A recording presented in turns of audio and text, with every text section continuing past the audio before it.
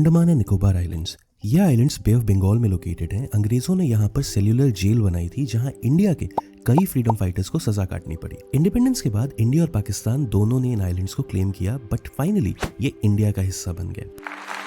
Post partition migration की वजह से इंडियन गवर्नमेंट ने कई माइग्रेंट्स को यहाँ सेटल भी किया। आज स्ट्रेटेजिकली ये काफी इंपॉर्टेंट जगह है क्योंकि ये स्ट्रेट ऑफ मलाक्का के पास सिचुएटेड है, जो साउथ एशिया, मिडिल ईस्ट और अफ्रीका को साउथ ईस्ट एशिया और चाइना से कनेक्ट करता है। यहाँ इंडिया का इकलौता ऐसा डिफेंस बेस है जिसे एयरफोर्स, नेवी और आर्मी ज्वाइंटली ऑपरेट करते हैं।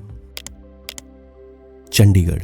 पार्टीशन के पहले यूनाइटेड पंजाब की कैपिटल लाहौर थी, लेकिन पार्टीशन के बाद लाहौर पाकिस्तान के हिस्से में चला गया। अब जरूरत थी पंजाब के लिए एक नई कैपिटल की।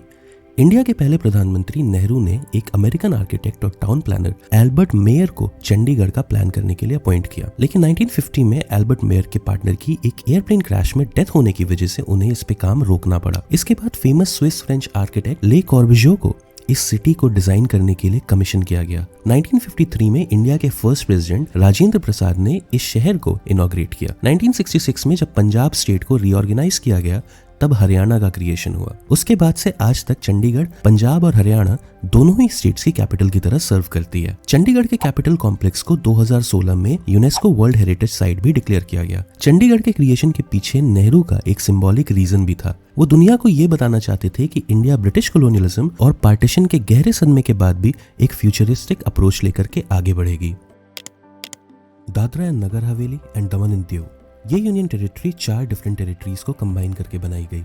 ये चारों टेरिटरीज पहले पोर्टुगीज ऑक्यूपेशन में थी। ब्रिटिश कॉलोनियलिज्म तो इंडिया में 1947 में खत्म हो गया, बट पोर्टुगीज अभी भी इंडिया की इन कंट्रोल टेरिटरीज को लिबरेट नहीं कर रहे थे। 1961 में जब गोवा फॉर्मली इंडिया का पार्ट बना, तब ये चारों टेरिटरीज भी इंडिया का पार्ट बन गई। लेकिन पोर्टुगीज ऑक्यूपेशन की वजह से इनकी एक डिस्टिंक्ट आइडेंटिटी थी, जिसे प्रिजर्व करने के लिए इन्हें यूनियन टेरिटरीज बना दिया गया। 2019 में ये चारों को एक साथ मर्ज करके Dadra and Nagar Haveli and Daman and Diu की यूनियन टेरिटरी स्टैब्लिश हुई।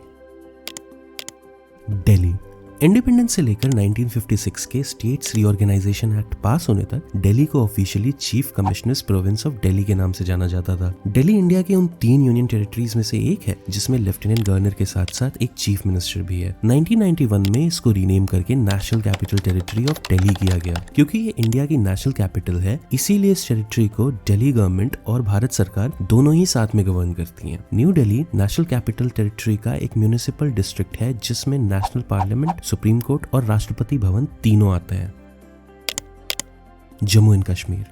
आर्टिकल 370 के एब्रोगेशन के बाद जब जम्मू एंड कश्मीर का स्पेशल स्टेटस खत्म हुआ तो JNK स्टेट को 2 पार्ट में डिवाइड कर दिया गया। इसमें एक था जम्मू एंड कश्मीर एंड दूसरा था लद्दाख। 370 हटने के बाद JNK के स्टेटहुड को टेम्पोररली हटा दिया गया और इसे यूनियन टेरिटरी बना दिया गया। अभी रिसेंटली पहली बार JNK में फिर से इलेक्शंस कंडक्ट हुए हैं और जल्दी ही इसका स्टेटहुड रिस्टोर कर दिया जाएगा।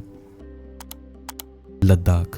आर्टिकल 370 हटने के बाद लद्दाख को उसकी डिस्टिंक्ट आइडेंटिटी की वजह से JNK स्टेट से अलग करके यूनियन टेरिटरी बना दिया गया। लद्दाख इंडिया की लार्जेस्ट यूनियन टेरिटरी है। तिब्बत के साथ लैंड बॉर्डर शेयर करने की वजह से यहाँ के लोगों का कल्चर और क्विजीन कश्मीरी से ज्यादा तिब्बती है। लक्षद्वीप। ये आइलैंड्स अरेबियन सी में हैं और इनिशियली ये मद्रास स्टेट का पार्ट थे, लेकिन 1956 में स्टेट्स के रीऑर्गेनाइजेशन के बाद इन्हें यूनियन टेरिटरी बना दिया गया। 1964 तक इनका हेडक्वार्टर केरला के कोझिकोड में था। लक्षद्वीप की पॉपुलेशन प्रीडोमिनेंटली मुस्लिम है और यहाँ 96.5% लोग इस्लाम को फॉलो करते हैं। अरेबियन सी में अपनी स्ट्रेटेजिक लोकेशन की वजह से ये इंडिया का एक इम्पोर्टेंट नेवल बेस भी है। ये इंडिया की स्मॉलेस्ट यूनियन टेरिटरी है। पुडुचेरी।